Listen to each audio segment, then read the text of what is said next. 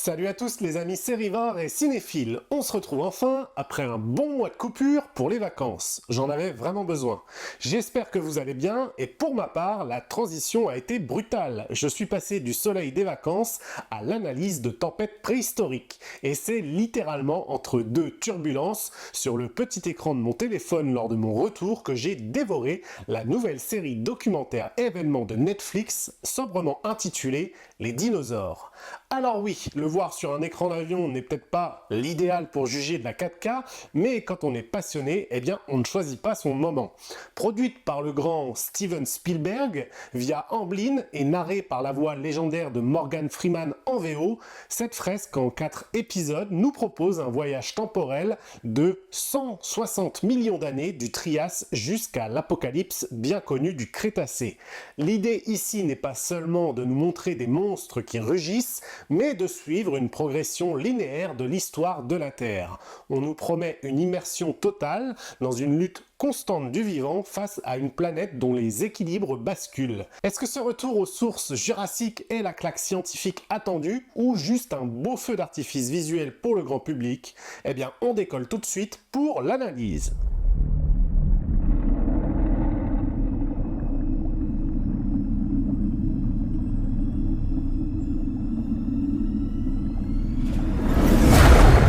This is the story of the dinosaurs.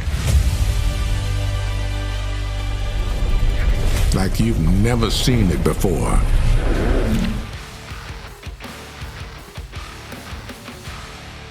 Si je suis ici devant vous aujourd'hui, c'est en grande partie à cause d'un grand monsieur, Steven Spielberg. Ma passion pour les dinosaures commence avec lui, comme beaucoup, en 1993 devant Jurassic Park. Enfin, je sais plus trop quand en fait, parce que j'avais 5 ans en 93, donc je suis pas sûr de l'avoir vu directement. Enfin bon, peu importe, quand j'ai vu son nom au générique de cette nouvelle production Netflix, mon cœur de fan a fait un bond. On ne parle pas de n'importe qui quand même, on parle de celui qui a redéfini notre vision de la préhistoire et qui a ancré ces créatures dans la pop culture moderne. L'attente était donc immense à mon sens. En tant que passionné de dinosaures, je déguste absolument tout ce qui se fait sur le sujet. Mais là, avec le saut d'Amblin et le retour de ILM aux effets spéciaux, eh bien ça promettait globalement l'excellence. Retrouver ILM sur un projet documentaire, c'est un peu comme voir un grand chef revenir vers ses fourneaux d'origine. On s'attend à une virtuosité technique qui balaie tout sur son passage, surtout au niveau du design sonore et du réalisme des textures. Mais l'enjeu est aussi ailleurs. On est en plein dans la guerre du documentaire animalier 2.0 depuis la sortie de Prehistoric Planet sur Apple TV. La barre a été placée extrêmement haute, on ne se contente plus ici de jouer les images, on veut de la rigueur, du comportement animalier crédible et une immersion totale. Netflix devait donc frapper fort pour exister face à ce nouveau standard. Entre la promesse du grand spectacle Spielbergien et la nécessité de rester crédible face à une concurrence féroce, eh bien le défi était de taille. Est-ce que le prestige suffit à égaler la rigueur scientifique de ses concurrents? Eh bien c'est toute la question qu'on va se poser maintenant. Long before our time, they ruled a lost world.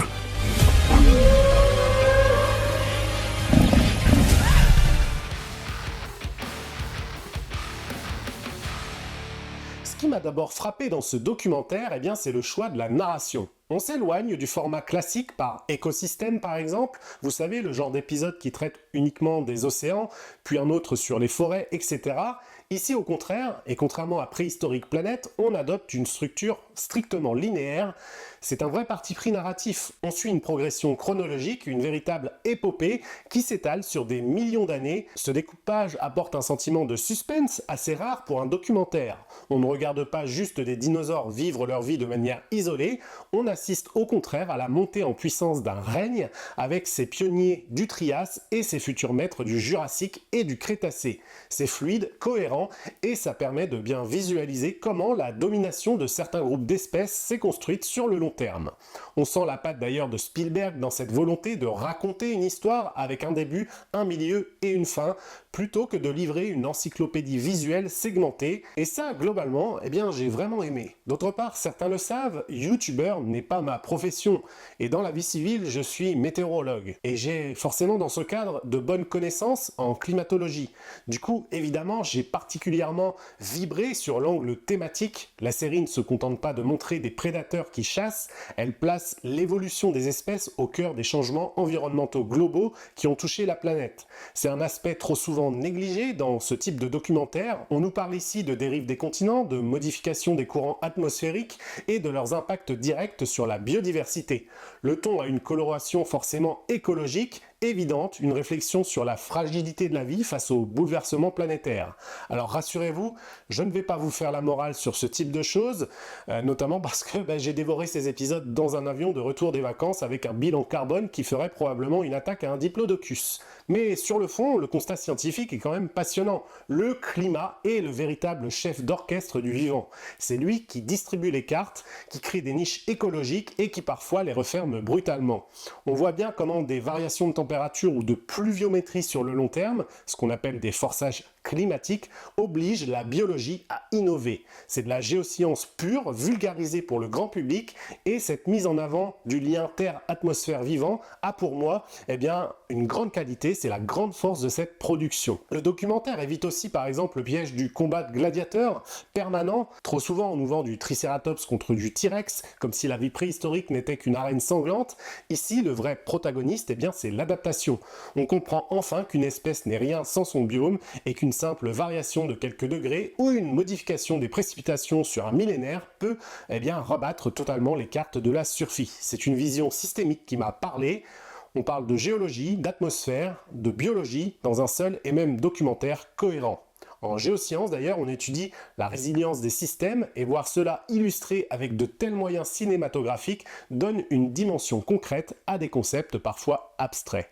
On réalise que l'extinction n'est pas toujours un événement brutal et spectaculaire comme avec l'impact d'astéroïdes d'il y a 66 millions d'années, mais que c'est souvent au contraire une lente agonie environnementale où le vivant finit par perdre sa course contre les éléments tout simplement.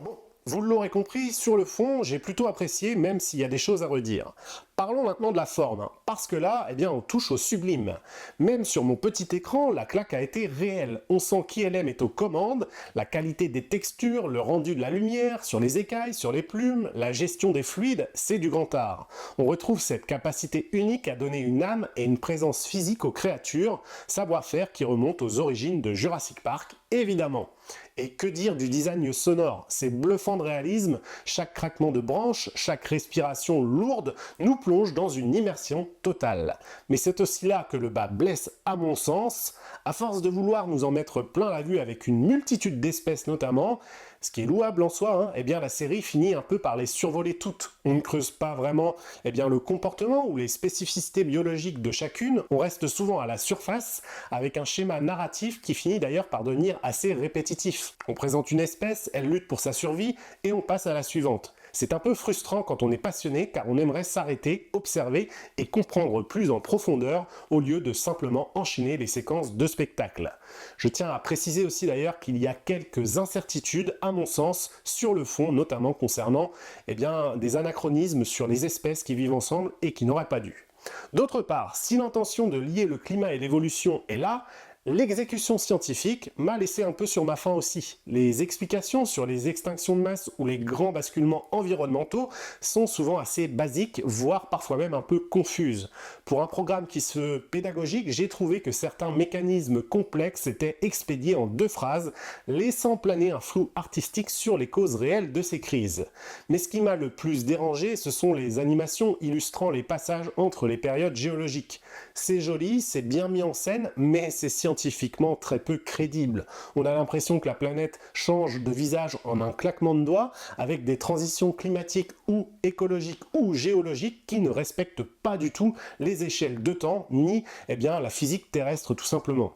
Pour quelqu'un comme moi qui travaille quotidiennement sur ces domaines, forcément, ça m'a un peu choqué et je dois dire que j'ai pas apprécié du tout ces raccourcis visuels qui sont un peu douloureux à regarder. J'aurais aimé que la série prenne plus de temps, quitte à être plus longue, de nous expliquer les forçages réels derrière ces mutations plutôt que de privilégier une esthétique spectaculaire mais déconnectée de la réalité géoscientifique. Bon, c'est vrai, je force un peu cependant, et c'est probablement mon côté puriste et forcément sévère vu mon job qui parle. Mais je pense que c'est aussi valable pour certains domaines de la paléontologie dans lesquels je ne rentrerai pas puisque ce n'est pas ma spécialité. Witness the rise and the fall of nature's greatest empire.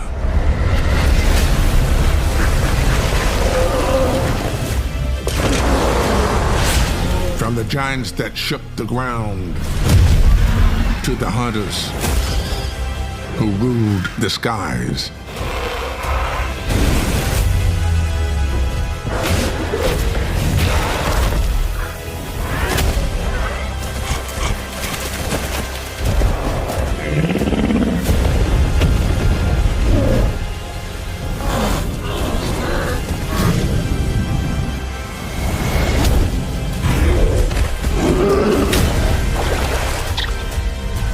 Discover the secrets of the dinosaurs.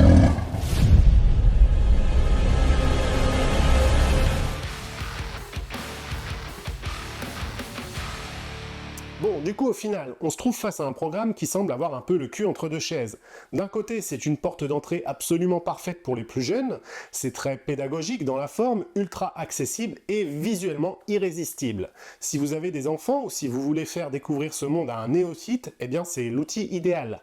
Mais pour les passionnés de dinosaures, de géosciences comme moi, qui attendions une rigueur à la hauteur de Préhistorique Planet, eh bien la comparaison fait un peu mal. Là où la série d'Apple TV prenait le temps de l'observation naturaliste et de la validation scientifique pointue, eh bien Netflix choisit clairement le camp du spectacle et du divertissement familial, ce qui n'est pas étonnant finalement avec Spielberg aux manettes. Ce n'est pas un mal en soi, mais ça laisse un petit goût d'inachevé quand on connaît les potentiels du sujet et les moyens mis en œuvre. Pour moi, il y a donc un vrai goût d'inachevé dans ce nouveau documentaire, mais soyons clairs, il est globalement excellent et je le conseille tout de même vivement à tous ceux qui aiment les dinosaures et tous ceux qui aimeraient en découvrir encore plus à leur sujet. Voilà, c'était donc mon avis sur cette nouvelle série documentaire sur Netflix.